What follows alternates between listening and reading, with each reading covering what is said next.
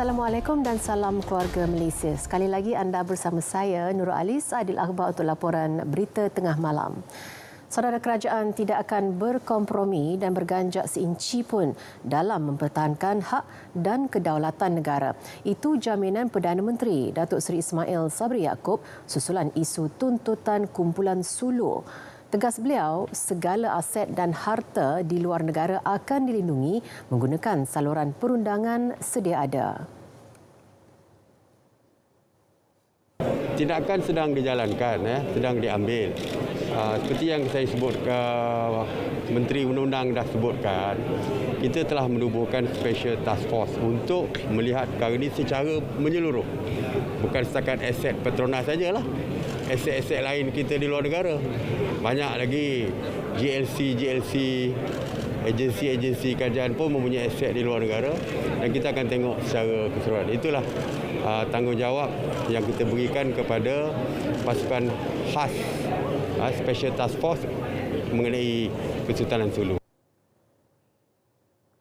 Pada 12 Julai, dilaporkan aset dua anak syarikat Petronas di Azerbaijan dirampas oleh kumpulan Sulu yang dikatakan menuntut 62.59 bilion ringgit daripada Malaysia. Langkah itu adalah sebahagian daripada tindakan undang-undang yang dikemukakan pada 2017 oleh kumpulan Sulu untuk mendapatkan pampasan terhadap tanah di Sabah yang didakwa telah dipajak oleh nenek moyang mereka kepada sebuah syarikat perdagangan British pada 1878. Jemaah Menteri pada 14 Julai lalu telah bersetuju menubuhkan pasukan khas untuk meneliti, memantau serta merangka tindakan berlunaskan undang-undang bagi menangani isu tuntutan tersebut. Malaysia memperkenalkan doktrin keselamatan menyeluruh COMSEC bagi membolehkan tanggungjawab memelihara keselamatan negara dipikul bersama-sama seluruh jentera kerajaan dan masyarakat secara proaktif. Doktrin COMSEC yang diperkenalkan Majlis Keselamatan Negara MKN membolehkan Malaysia mendepani cabaran pengurusan keselamatan negara. Perdana Menteri Datuk Seri Ismail Sabri Yaakob mahu seluruh jentera kerajaan memastikan strategi COMSEC yang diterapkan dalam seluruh aspek tadbir urus negara serta mahu MKN melaksanakan inisiatif latih amal keselamatan menyeluruh pada kadar segera. Latih amal ini perlu melibatkan kementerian dan agensi kerajaan persekutuan dengan kerjasama kerajaan negeri serta penglibatan pihak swasta. Malah, perlu diintegrasikan aspek sukarelawan dan badan-badan bukan kerajaan, khususnya melibatkan pelbagai segmen komuniti. Setiap agensi kerajaan harus bersedia melalui mekanisme sedia ada untuk memulakan perancangan perlaksanaan latih amal keselamatan menyeluruh ini pada kadar segera. Bagi tempoh 3 tahun akan datang, MKN harus memulakan suatu kerangka pelaksanaan latih amal keselamatan menyeluruh untuk diuji di peringkat awal sebelum diperkemaskan secara berterusan. Beliau berucap demikian ketika merasmikan Persidangan Keselamatan Negara 2022 dan Sambutan Bulan Keselamatan Negara 2022 di Putrajaya. Kerajaan menerusi mesyuarat Majlis Tindakan Ekonomi komited mendepani cabaran pengambilan pekerja asing. Antara perkara diputuskan pada mesyuarat dipengerusikan Perdana Menteri termasuk perbincangan kerajaan bersama pihak industri dan Persatuan Perniagaan bagi menyelesaikan isu tersebut sehingga penghujung Julai. Perbincangan tersebut bakal melibatkan Kementerian Sumber Manusia, KSM dan Kementerian Dalam Negeri, KDN. Menerusi kenyataan, Datuk Seri Ismail Sabri Yaakob turut menggesa majikan mempertimbang pengambilan pekerja asing dari negara sumber baharu, bukan hanya bergantung kepada negara sumber tradisi. KSM juga digesa mempercepat proses temuduga majikan dengan menambah bilangan penemuduga di One Stop Center mengikut zon dan negeri. Bagi mengurangkan kerenah birokrasi, program My Mudah diterajui Perbadanan Produktiviti Malaysia MPC ditambah baik dengan penubuhan unit My Mudah bagi kementerian yang belum melaksanakannya, termasuk penubuhan di peringkat pihak berkuasa tempatan.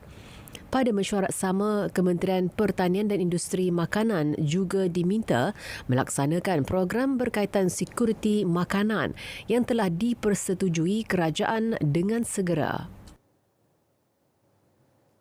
Permohonan bagi program peranti siswa fasa kedua akan dibuka bermula 1 Ogos hingga 30 September depan. Jelas Menteri Komunikasi dan Multimedia Tan Sri Anwar Musa, permohonan pada kali ini akan diperluaskan kelayakan kepada pemohon dari Institut Pendidikan Guru, IPG dan Kolej Matrikulasi di bawah Kementerian Pendidikan. Jadi untuk fasa kedua, mereka yang datang daripada keluarga B40 yang pendapatan keluarga atau household income di bawah daripada RM4,850 sebulan layak untuk membuat permohonan secara online mulai 1 hari bulan Ogos dan akan ditutup pada 30 hari bulan September bagi permohonan fasa kedua. Dan penyampaian peranti bagi fasa kedua dijangka dapat dilakukan sebaik saja proses permohonan fasa 2 ditutup, iaitu kira-kira pada bulan Oktober. Tambah beliau lagi, penjelasan lanjut akan diumumkan 4 Ogos nanti di Parlimen menerusi pertanyaan jawab lisan. Setakat bulan lalu, pembinaan projek laluan Rel Pantai Timur ECRL mencapai kemajuan 31.48%. Projek MRT 2 pula catat kemajuan 98.4% dan dijangka beroperasi pada Januari tahun depan. Manakala MRT 3 masih dalam peringkat perincian aspek teknikal. Pembinaan projek MRT 3 akan melibatkan 5 pakej kerja yang terdiri daripada 1. Perundingan pengurusan projek PMC, 3 Civil Works CMC dan 1 lagi pakej System Works. Pada waktu ini MRT Corp dalam proses melantik perunding pengurusan projek MPMC serta 3 kontraktor bagi pakej Civil Works CMC. Tender bagi pakej System Works akan dibuka kelak. Semua usaha meningkatkan ketersambungan MRT akan memberi pilihan pengangkutan awam yang berkualiti kepada rakyat. Sementara itu, cadangan membincangkan semula model baharu projek kereta api berkelajuan tinggi HSR Kuala Lumpur, Singapura sedang diperhalusi Menteri Pengangkutan kedua-dua negara. Kementerian Kesihatan KKM memberi jaminan isu kekurangan bekalan ubat-ubatan di farmasi dan fasiliti kesihatan swasta dijangka kembali normal dalam tempoh 2 minggu lagi. Menurut Timbalan Menteri Kesihatan Datuk Dr. Nur Azmi Ghazali, pihaknya berusaha menyelesaikan isu berkenaan dengan segera bagi keperluan rakyat. Kita sedang berusaha, KKM sedang berusaha lah seperti yang diterangkan oleh Yang Berhormat Menteri baru ini. Usaha yang telah dilakukan tu kita harap dalam benda tu akan selesai dah dalam seminggu 2 ni, insya-Allah. Tambah beliau, kekurangan ubat-ubatan itu berlaku ekoran permintaan tinggi susulan penularan COVID-19 varian Omicron, peningkatan kes penyakit tangan, kaki dan mulut HFMD serta jangkitan influenza di seluruh negara baru-baru ini. Pahang mengoptimumkan penggunaan tanah kerajaan sebagai padang ragut bagi menjayakan projek ternakan kerbau tenusu dan lembu wagyu di Raub. Menteri Besar Datuk Seri Wan Rosdi Wan Ismail berkata usahawan kecil sederhana mahupun syarikat besar diberi keutamaan bagi mengusahakan projek ternakan secara komersial sekaligus menjamin sekuriti makanan negara. Projek tersebut akan dilaksanakan di tanah seluas kira-kira 285 hektar di Bukit Kajang yang dibangunkan dengan kerjasama syarikat MIG Dairy Fresh Sdn Bhd. Kerajaan negeri telah membantu berusaha menyediakan sejumlah tanah bagi tujuan ternakan lembu wahyu dan tenusu. Lembu tenusu, kerbau tenusu dan daging wahyu. Dan ini satu usaha yang sangat baik. Di samping mewujudkan peluang pekerjaan, kita juga masyarakat yang melabur ni boleh kembangkan dia punya teknologi, kepandaian dia kepada pengusaha-pengusaha kecil di kawasan sekitar ni. Tambah beliau, syarikat MIG Dairy Fresh Sdn Bhd ditawarkan pajakan tanah seluas 704 ekar dengan kos pembangunan sebanyak RM45 juta dan dijangka siap sepenuhnya tahun 2026. Pertubuhan Peladang Kebangsaan NAFAS sedia mengimport bekalan ayam dari 4 negara sekiranya bekalan ayam di negara ini tidak mencukupi. Negara terbabit iaitu Thailand, Indonesia, China dan Brazil. Pengerusinya, Datuk Zamri Yaakob berkata NAFAS menyasarkan untuk menguasai 20% pasaran dengan pengeluaran sebanyak 144 juta ekor ayam setahun. Sekarang ni kalau kita tengok harga ayam dah mula stabil. Kalau perlu, sebab sekarang ni kita ada kota import. Kalau kita perlu import, kita akan bawa bila-bila kita akan bawa masuk lah melalui import pada negeri-negeri yang kita telah kenal pasti. Misalnya di Brazil kita ada 1-2 syarikat yang ditiraf oleh JAKIM. Kita akan ambil ayam daripada syarikat-syarikat yang ditiraf oleh JAKIM. Tambah beliau, selain mengimport bekalan ayam dari luar negara, NAFAS juga akan mengusahakan tanaman jagung bijirin bagi mengurangkan kebergantungan negara terhadap import bahan mentah bagi makanan ayam. Kita juga akan mula memberikan perhatian kepada semua barangan dan perkhidmatan lain yang boleh menyumbang ke arah peningkatan inflasi, dan kita memberi jaminan kita akan terus melaksanakan pendekatan secara proaktif, mengawal dan mengekalkan negara berada pada kadar inflasi yang boleh diurus dan tidak mengalami inflasi yang tinggi.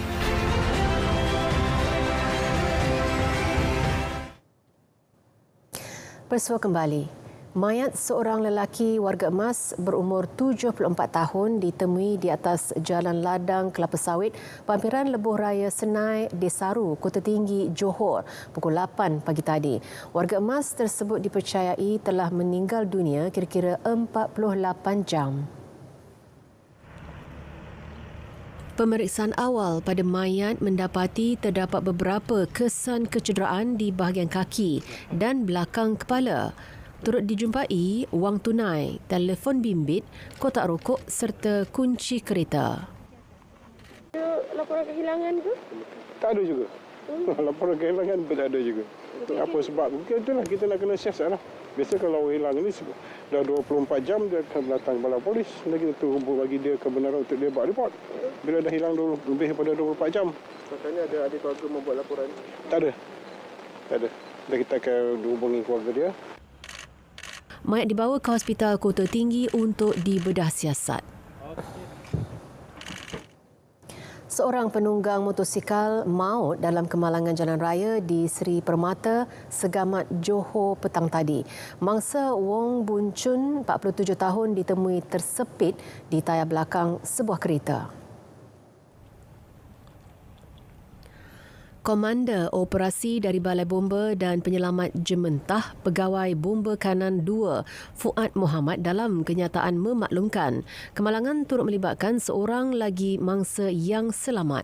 Pasukan keluaran operasi bertindak mengeluarkan mangsa menggunakan beg angin dibantu pasukan bomba sukarela. Mangsa disahkan meninggal dunia di lokasi kejadian manakala pemandu kereta tidak mengalami sebarang kecederaan. Seorang pelajar tingkatan 1 ditahan selepas dilapor melakukan amang seksual terhadap seorang kanak-kanak dan mendatangkan kecederaan. Ketua Polis Daerah Kuala Muda ACP Zaidi Cik Hassan berkata penahanan itu susulan aduan daripada waris mangsa seorang kanak-kanak lelaki berusia 10 tahun. Suspek didakwa melakukan perkara terbabit di dalam sebuah kereta Peru 2 kancil yang dipandu suspek di Gurun Kedah. Mangsa pada mulanya dibawa oleh suspek ke kedai sebelum dipaksa melakukan amang seksual di dalam kereta. Mangsa kemudiannya dibawa ke rumah suspek dan diacukan pisau. Namun mangsa berjaya keluar dari rumah tersebut. Terdapat kesan lebam, cala dan luka di muka dan anggota badan mangsa. Suspek direman selama 4 hari untuk siasatan lanjut. 3 individu termasuk bekas ketua pegawai eksekutif anak syarikat sebuah bank direman 5 hari bermula hari ini. Ia bagi membantu siasatan Suruhanjaya Pencegahan Rasuah Malaysia SPRM kerana disyaki menerima rasuah lebih 24 juta ringgit. Perintah reman itu dikeluarkan oleh Magistret Muhammad Dini Syazwan Abdul Syukur selepas SPRM membuat permohonan di Mahkamah Magistret Putrajaya pagi tadi. Menurut sumber, ketiga-tiga individu itu ditahan di SPRM Putrajaya kira-kira 6 petang semalam ketika hadir memberi keterangan. Sumber berkata mereka disyaki menerima rasuah berjumlah lebih 24 juta ringgit sebagai balasan meluluskan pinjaman dibuat oleh sebuah syarikat tempatan berjumlah lebih 294 juta ringgit. Kes disiasat mengikut Seksyen 16(A) Akta SPRM 2009. Seorang penganggur direman 4 hari bermula hari ini di Mahkamah Kuala Kerai, Kelantan bagi membantu siasatan berhubung dakwaan menghina agama Islam melalui hantaran video di media sosial. Suspek berusia 35 tahun itu ditahan di Kampung Bagan Cekok, Pulai Condong, Macang kira-kira pukul 11.30 pagi semalam. Menurut pemangku Ketua Polis Kelantan, Datuk Muhammad Zaki Harun, hasil siasatan awal mendapati suspek mengaku memuat naik video yang menyebut perkataan penghinaan terhadap agama Islam dan Nabi Muhammad sallallahu alaihi wasallam. Ujian saringan air kencing yang dilakukan ke atas suspek juga mendapati positif dadah jenis metafetamin. Perintah reman dikeluarkan Magistret Amal Razim Alias sehingga Jumaat depan. Kes disiasat mengikut Seksyen 298 dan 505(B) Kanun Keseksaan serta Seksyen 233 Akta Komunikasi dan Multimedia. Jabatan Kemajuan Islam Malaysia JAKIM tidak akan diam terhadap perbuatan provokasi dan menghina agama Islam di media sosial. Menurut Timbalan Menteri di Jabatan Perdana Menteri Hal Ehwal Agama, Datuk Ahmad Marzuq Syari, tindakan undang-undang akan dikenakan kepada mana-mana individu yang berbuat demikian. Dan saya nak beri peringatan kepada mana-mana pihak yang cuba mencetuskan provokasi melalui perbuatan, perkataan, siaran media sosial menghina agama ini, dia tidak akan terlepas daripada undang-undang.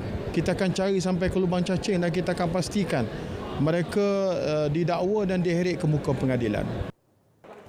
Jelasnya, mempermainkan soal hukum dan agama merupakan satu kesalahan dalam enakmen agama Islam negeri. Badan Kehakiman Malaysia melalui Pejabat Ketua Pendaftar Mahkamah Persekutuan Malaysia akan menganjurkan program Jelajah Kehakiman bermula Ogos ini. Program bertujuan untuk memperkenalkan sistem pentadbiran kehakiman dan perundangan negara serta meningkatkan akses kepada undang-undang di kalangan orang awam. Program ini akan berlangsung di Kota Baru, Kelantan pada 4 dan 5 Ogos dan di Kuching, Sarawak pada 24 dan 25 September depan. Program ini akan disertai oleh 9 agensi kerajaan dan swasta yang merupakan pemegang taruh Badan Kehakiman Malaysia. Menerusi program ini, Badan Kehakiman Malaysia akan menyediakan kaunter-kaunter Pesuruhjaya Sumpah, kaunter e-lelong, kaunter e-jamin dan juga pameran. Majlis Pelancaran Jelajah Kehakiman itu dirasmikan Ketua Hakim Negara Tun Tengku Maimun Tuan Mat di Istana Kehakiman petang tadi. Kerajaan Negeri Terengganu melancarkan Terengganu LawNet, itu sistem repositori digital bagi dokumen perundangan secara bersepadu yang boleh diakses dengan mudah oleh mana-mana pihak yang memerlukan. Ia dibangunkan hasil kerjasama Terengganu Strategic and Integrity Institute TSISS dan sekumpulan pakar penyelidik dari Universiti Sultan Zainal Abidin UNIZA. Pengumpulan semua dokumen perundangan dalam satu sistem bersepadu digital itu akan memudahkan bakal pelabur untuk memperoleh maklumat berkenaan undang-undang di Terengganu. 25 bulan 8 nanti akan ada satu seminar yang diajukan oleh MIDA di KL di mana jemput semua potensial pelabur-pelabur dalam negeri dan juga luar negara.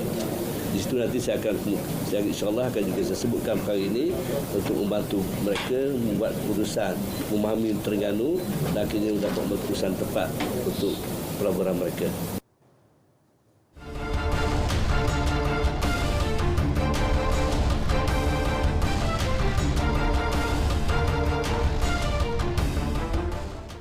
Kita beralih ke sukan. Berjuang habis-habisan dan buktikan keupayaan untuk diri dan keluarga Malaysia. Itu harapan Perdana Menteri Datuk Seri Ismail Sabri Yaakob terhadap wira dan wirawati negara yang akan berjuang di Sukan Commonwealth Birmingham 2022.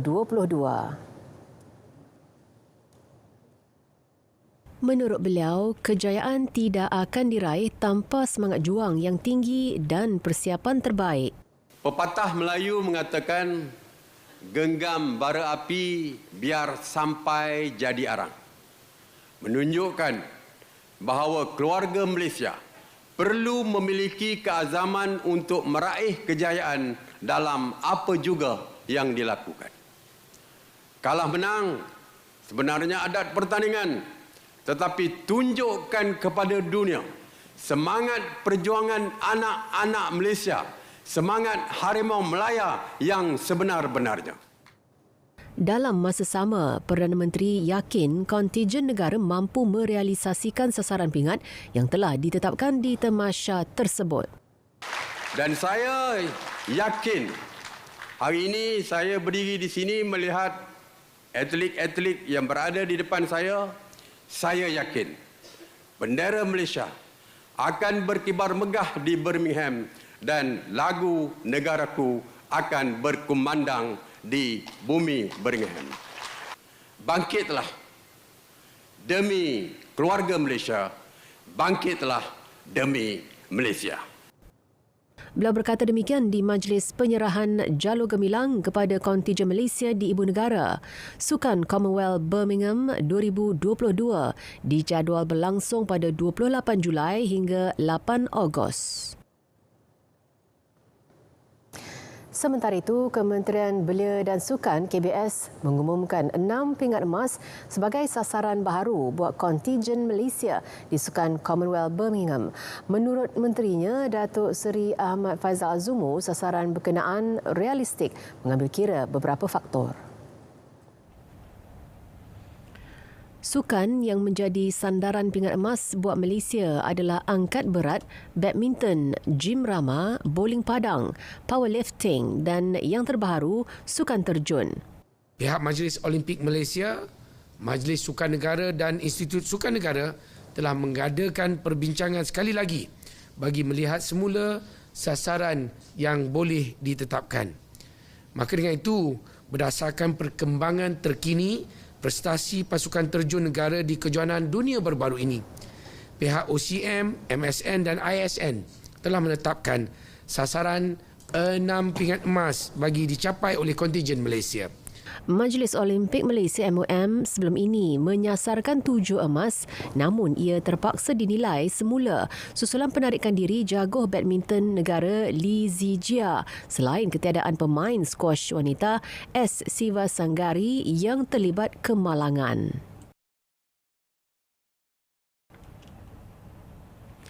Sementara itu, bagi Ketua Kontijen Malaysia, Datuk Syarul Zaman Yahya, beliau tidak menolak kemungkinan anak buahnya mampu melepasi sasaran yang ditetapkan. Dengan ketiadaan di Zijia dan juga apa yang berlaku kepada Siva Sanggari, kita perlu berpijak di bumi yang nyata. Kita perlu realistik. Jadi kita targetkan 6, tetapi sudah tentu kita akan terus berusaha untuk mendapatkan lebih lagi. Itu akan menjadi bonus kepada kita. Kontijen negara kesukan Commonwealth Birmingham akan diwakili 105 atlet yang akan menyertai 14 jenis sukan termasuk 4 sukan para. Saudara, pemergian Datuk Seh Kok Chee Sabtu lalu sebagai kehilangan besar buat arena sukan negara. Perkara itu disuarakan Presiden Majlis Olimpik Malaysia MOM Tan Sri Muhammad Nurza Zakaria. Dalam satu kenyataan yang dikeluarkan, beliau berkata bekas Setiausaha Agung MOM itu merupakan antara watak utama ke arah pembangunan dan kemajuan sukan di Malaysia. Tambahnya, mendiang Kok Chee, 83 tahun, merupakan salah seorang individu yang bertanggungjawab membangunkan MOM sehingga badan induk itu berdiri teguh hingga ke hari ini. Menurut Tan Sri Nurza, Kok Chee menawarkan perkhidmatan secara sukarela kepada MOM sejak 1974. Mendiang pernah berkhidmat dalam pelbagai jawatan kuasa dan pasukan petugas badan induk itu sebelum dipilih sebagai Setiausaha Kehormat pada 1992.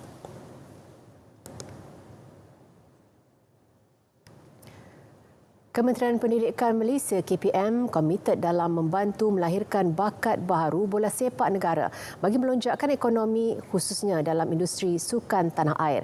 Menteri Kanan Pendidikan Datuk Dr. Razi Jidin berkata bagi merealisasikan misi itu, pihaknya dengan kerjasama Kementerian Belia dan Sukan KBS tampil memperkenalkan satu lagi program pembangunan akar umbi dikenali sebagai Liga Tunas Malaysia. Kali ini apa yang dilaksanakan oleh Kementerian Belia dan Sukan bersama KPM ialah di mana sekolah-sekolah 8 tertinggi dalam setiap daerah itu diberi ruang untuk bertanding dalam liga yang kita lancarkan pagi ini. Ini usaha yang dibuat oleh KBS bersama-sama dengan kami untuk melahirkan pelapis-pelapis bola sepak kebangsaan pada masa akan datang, termasuklah untuk pasukan kebangsaan Harimau Melaya. Beliau berkata demikian selepas menyempurnakan Majlis Pelancaran Liga Tunas Malaysia di Stadium Mini Pancarona Putrajaya hari ini. Hadir sama Menteri Belia dan Sukan, Datuk Seri Ahmad Faizal Azumu.